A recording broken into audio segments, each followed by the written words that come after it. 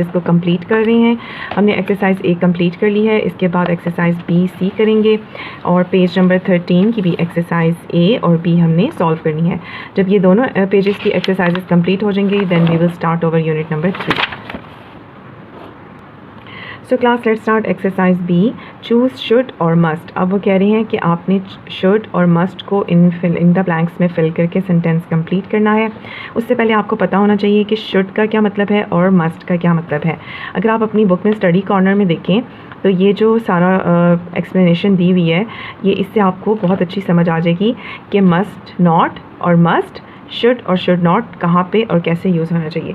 इसको ज़्यादा ईजी करने के लिए क्लास मैंने आपके लिए एक चार्ट बनाया है to show you, I hope you can see. आप इसको देखें। Concept of should and must. Class should का उर्दू मतलब है चाहिए, ठीक है, और मस्ट का मतलब है लाजमी। अब इन दोनों में फ़र्क क्या है कि शुड जो है वो एडवाइस के फॉर्म में होता है, यानी नसीहत की जाए या रिकमेंडेशन या तजवीज़ दी जाए। अब नसीहत और तजवीज़ दो ऐसी चीज़ें हैं, एडवाइस या रिकमेंडेशन दो ऐसी चीज़ें हैं जो नेक्स्ट पर्सन पे डिपेंड करता है वो उसको माने या ना माने, ठीक है, उसमें चॉइस हो सकती है। फॉर एग्ज़ाम्पल अगर आपको कोई एडवाइस करता है कि बेटा आप टाइम पे सो जाया करो या जल्दी सो जाया करो, अब वो आपकी चॉइस है कि आप उस एडवाइस को, नसीहत को माने या ना माने। तो इंग्लिश में वो क्या सेंटेंस बनेगा, that you should sleep on time, कि आपको वक्त पे सोना चाहिए। तो शुड यूज़ हुआ, you should sleep on time. तो अब आपकी आगे से चॉइस है कि आप उस एडवाइस को माने या ना माने, ठीक है।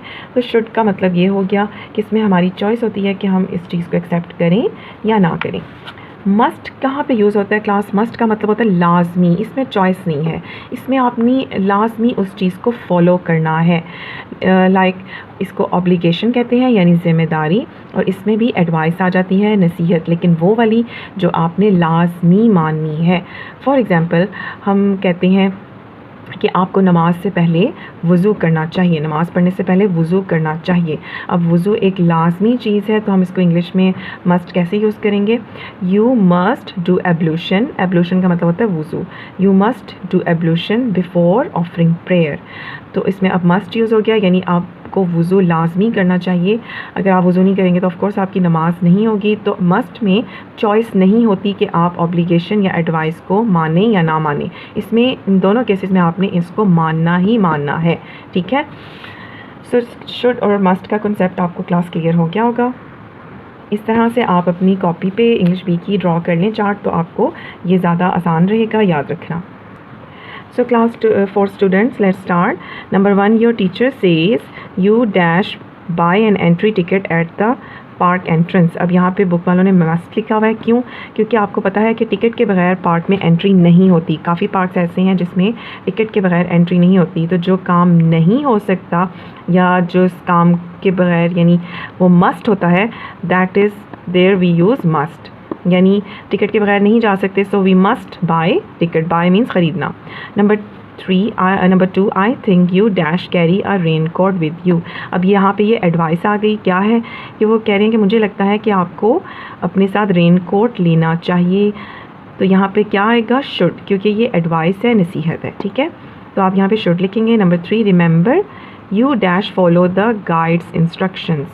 अब यहाँ पे देखें, गाइड वो होता है जो आपको ट्रैवल के दौरान जो सारी इन्फॉर्मेशन देते हैं, जिनको सारे रास्तों का पता होता है। तो कह रहे हैं रिमेंबर, यानी हमेशा याद रखो कि आपको अपने गाइड की इंस्ट्रक्शंस यानी हदायत हमेशा माननी चाहिए, फॉलो करनी चाहिए। तो यहाँ पे मस्ट आएगा क्योंकि इसमें चॉइस नहीं है, हम हमेशा गाइड की इंस्ट्रक्शंस फॉलो करेंगे तो ही हम घूमेंगे नहीं या हम सही से अपना एडवेंचर या एक्सपीडिशन कंप्लीट कर सकेंगे। So you must follow the guides instructions. Number 4, I think you dash pack का water bottle in your bag. अब वो फिर से यहाँ पे सजेशन दे रहे हैं, एडवाइस दे रहे हैं कि मुझे लगता है कि आपको अपने लिए पानी की बोतल भी अपने बैग में रखनी चाहिए। तो यहाँ पे शुड आएगा। जहाँ पे एडवाइस या सजेशन यानी नसीहत या मशवरा हो वहाँ पे शुड, और जहाँ पे नसीहत वो वाली हो जिसको लाजमी मानना है वहाँ पे मस्ट। Number 5, don't forget. आप डोंट फॉरगेट मीन्स भूलना नहीं। You dash take your litter away with you. अब यहाँ पे क्या वो कह रहे हैं कि आपने भूलना नहीं कि आपको हमेशा अपना कूड़ा करकट, लिटर क्या होता है? कूड़ा करकट या कचरा, साथ लेके जाना चाहिए। यानी पार्क वगैरह में या किसी भी पब्लिक प्लेस में हमें अपना कूड़ा वहाँ पे छोड़ के नहीं आना चाहिए, अपने साथ लेके जाना चाहिए और फेंकने वाली जगह पे फेंकना चाहिए। तो इसमें मस्ट यूज़ होगा। Number 6, I think you dash take your mobile with you when you go walking. अब यहाँ पे फिर सजेशन आ गया है, यानी मशवरा, एडवाइस यानी नसीहत। तो हम शुड यूज़ करेंगे। क्या नसीहत है? क्योंकि कह रहे हैं कि मुझे लगता है कि आपको वॉकिंग पे जाने के लिए अपने साथ फ़ोन ज़रूर लेके जाना चाहिए, शुड। ठीक है। Number 7, as you will do lots of walking you dash wear walking boots not sandals. अब वो क्या कह रहे हैं कि आप अगर बहुत ज़्यादा वॉक कर रहे हैं तो फिर आपको बूट्स पहनने चाहिए, ना कि सैंडल्स। बूट्स कौन से होते हैं? जो वॉक के लिए स्पेशली डिज़ाइंड होते हैं। तो यहाँ पे भी ये सजेशन कौन से वाला है, ये एडवाइस कौन सी वाली है जो हमें लाजमी माननी चाहिए? और वहाँ पे क्या आएगा? Must. So you must wear walking boots not sandals. Exercise b की आपको बहुत अच्छे से समझ आ गई होगी, ये हमारी कंप्लीट हो गई। लेट्स मूव टू एक्सरसाइज सी।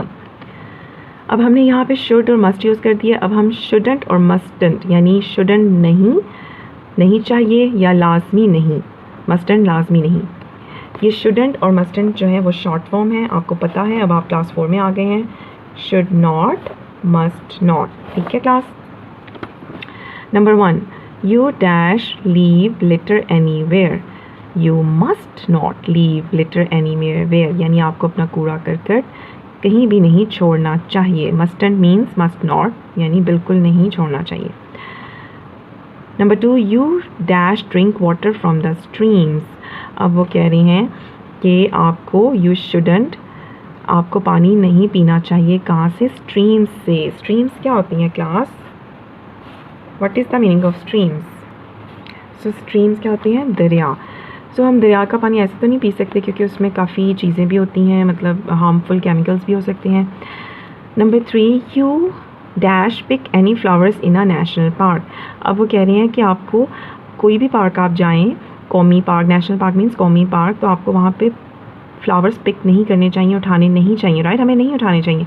तो हम यहाँ पे नहीं उठाने चाहिए के लिए मस्टंट लिखेंगे, यानी must not. So you must not pick any flowers in a national park. Number 4, you dash light fires it's forbidden. Forbidden का मतलब होता है पाबंदी या मना होना। सो हमें फायर्स यानी लाइट फायर्स का मतलब क्या है क्लास? शुरली पटाखे जो होते हैं, फायरवर्क। ठीक है, उसको फायरवर्क बोलते हैं। तो लाइट फायर मीन्स फायरवर्क। तो हमें क्लास, आपको पता है, फायरवर्क नहीं करना चाहिए। इट इज़ वेरी हार्मफुल और हमारे एनवायरनमेंट के लिए भी ये अच्छा नहीं है। तो हम यहाँ पे यूज शुडंट करेंगे क्योंकि ये एडवाइस है, ठीक है, सजेशन है। ठीक है। Number 5, you dash climb cliffs you could hurt your self. Cliffs अब आपको पता है क्या होता है? चोटियाँ। क्लिफ्स मीन्स पहाड़ की चोटियाँ। तो अब हम वो कह रहे हैं कि आपको पहाड़ की चोटियाँ सर नहीं करनी चाहिए, आपको तकलीफ़ हो सकती है। हर्ट मीन्स तकलीफ़। सो यू मस्टंट आएगा कि आपको बिल्कुल भी इस तरह नहीं करना चाहिए। ठीक है, you mustn't climb cliffs. Number 6, you dash take any photos of strangers without their permission.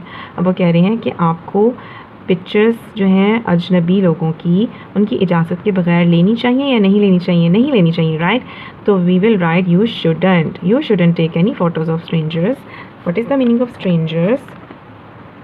Strangers means अजनबी। तो उनकी इजाज़त के बगैर हमें उनकी पिक्चर्स नहीं लेना चाहिए। So you shouldn't take any photos of strangers without their permission. Number 7, you dash feed the monkeys it's not a good idea. अब वो कह रहे हैं कि जो मंकीज़ होते हैं बाहर पार्क में, उनको आपको पता है पार्क वाले ख़ुद खुराक खिलाते हैं, या जो बाहर मंकीज़ घूम रहे होते हैं वो ख़ुद अपनी खुराक तलाश करते हैं। अगर हम उनको भी हार्मफुल चीज़ खिला दें तो उनको नुकसान हो सकता है, राइट? सो हम यहाँ पे लिखेंगे यू मस्टंट, यानी you must not feed the monkeys. So class over exercise B and C is completed. That means page number 12 की exercise A, B, C complete हो गई है, जो आपके नोट्स में भी मेंशन है। पेज नंबर 13 की क्लास एक्सरसाइज A जो है वो आप करेंगे as a homework. It's very easy, you have to do it as a homework. उसमें आपने क्या करना है class? You will read the heading, mister Barky has designed a rain water storage system. अब मिस्टर बर्की ने design किया है बारिश के पानी को स्टोर करने का एक सिस्टम फॉर विलेजेस, गांव के लिए, विदाउट टैप वाटर, यानी बग़ैर नलके के किस तरह से पानी को स्टोर किया जाए। Find the pictures below to match these sentences. अब इन पिक्चर्स से आप इन सेंटेंस को मैच करेंगे। कैसे? नंबर 1 की एग्जांपल मैं आपको एक्सप्लेन कर देती हूँ, बाकी आप खुद करेंगे। The tank keeps all the water safe and clean. अब टैंक में पानी जो है सारा बारिश का वो सेफ़ रहता है और साफ़ रहता है, महफूज और साफ़ रहता है। तो कौन सी पिक्चर में टैंक बना हुआ है क्लास और उसमें पानी सेफ़ हो रहा है? Yes, picture number D. तो यहाँ पे डी लिखा गया है। इसी तरह क्लास नंबर 2 भी मैं आपको एक्सप्लेन कर देती हूँ। Rain water runs off the roof. जो बारिश का पानी होता है वो छत से बहता है, रन्स ऑफ बहना, and flows into a tank और टैंक में गिरता है, ऑन द ग्राउंड, ग्राउंड यानी ज़मीन पे। तो आप पिक्चर नंबर सी में देखें, बारिश का पानी रूफ पे गिर रहा है यानी छत पे, और फ्लो करके बह रहा है टैंक में। टैंक कहाँ पड़ा हुआ है? ग्राउंड पे। तो picture number C you will write. इसी तरह आप बाकी करेंगे।